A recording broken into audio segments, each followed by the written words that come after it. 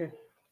All right. What's up, everyone? So today I want to tell you guys a true story that happened back in the early 2000s.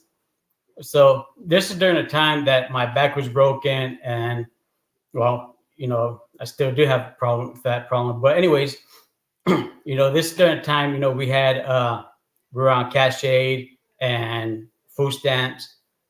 And unfortunately, I wish that would really help us right now because we're in need of it. But in this county, we don't qualify for it because I'm on Social Security. Looking up all the counties in California, this county is the only one that does that. Every other county you qualify for it, which is so hard to move. And we got blessed with this landlord we have, which I hate, having. Hopefully, we don't have to ever be late when I rent again. But anyways, tell you about this story.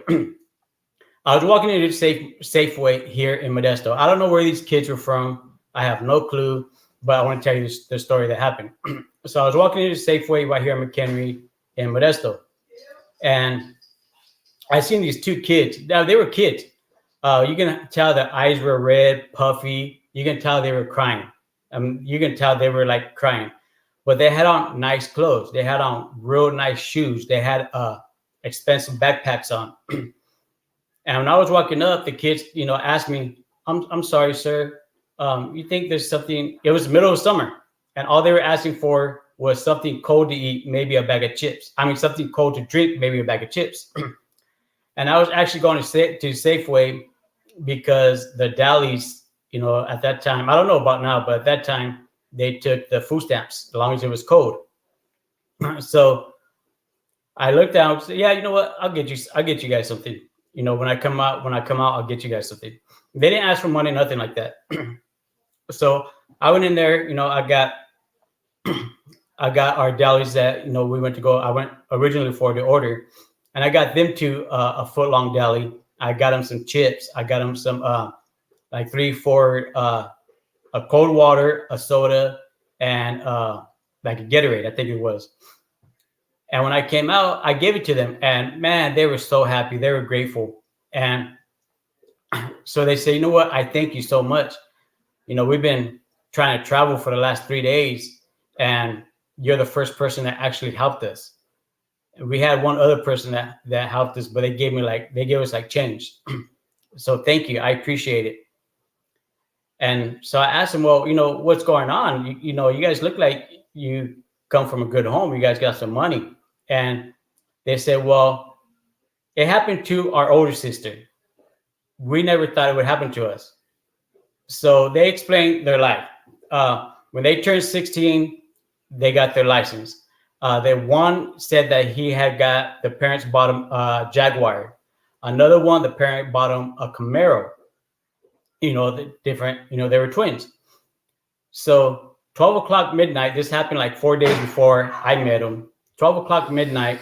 The dad walked in the room and threw him a backpack and said, "You guys are now adults. You're 18 years old. Get out. Pack whatever you need to get in your bags, and you guys need to leave the house and provide for yourselves now."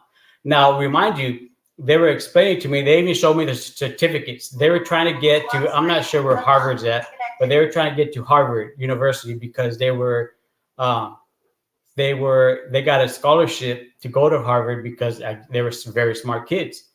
Now, I don't know where they were from. I have no clue. I can't say they were from Modesto because I don't know that. And I didn't ask. I just felt bad. And so they were trying to get to Harvard. They had a date to get to Harvard. I mean, honestly, the parents could at least take them to Harvard or send them on a bus to Harvard or a train or flew them wherever Harvard's at. I don't know where Harvard's at. And it was sad. I felt so bad for them. And if I had the money, honestly, I would have got them a train ticket or a bus ticket to get up to where they had to get to. But obviously I didn't because I wasn't working at the time because I had just hurt my back. So, if you see somebody in need or asking for something, if you don't know their story, don't judge them. Don't look down at them. Don't. I mean, like in my case, we used to get looked down a lot because we would pay for our food with a food stamp card, but we needed it. I mean, right now we need that help. But in our case, I had broke my back. I wasn't able to work.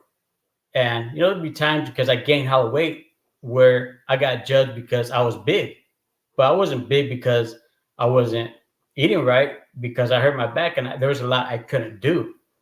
And so yesterday's joke, I told it because for I can come to this reality, and yesterday wasn't even really a joke. It actually really did happen.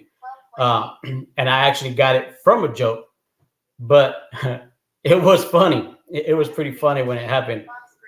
But it's just a sad thing. So do me a favor, you guys need somebody, find out their story. Don't judge them, don't put them down, don't just automatically walk away. If their story's legit, I mean, these kids, they had told me they never worked, they never cooked, they had no clue how to survive. All they did was they sat there and tried. They tried. They were born pretty much with a silver spoon in their mouth, so they didn't know how to survive. And then to get kicked out right at 18 just to fend for themselves with no backup plan, no nothing. All they were able to do was fit whatever was in that backpack. They weren't able to take their cars. I mean, their cars alone could have gotten to Harvard, but they didn't get to keep their cars. Um, I mean, they just got done dirty by their parents.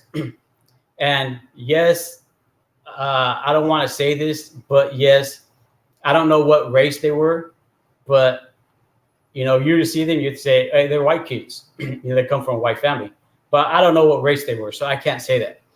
But so I just want to send this message. We got to be grateful for what we do got.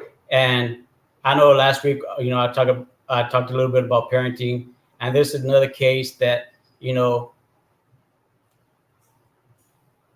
your kids a chance. Don't just as soon as they turn 18 kick them out for them to fend for themselves, because that's not cool. If they move out, it's when they're ready to move out.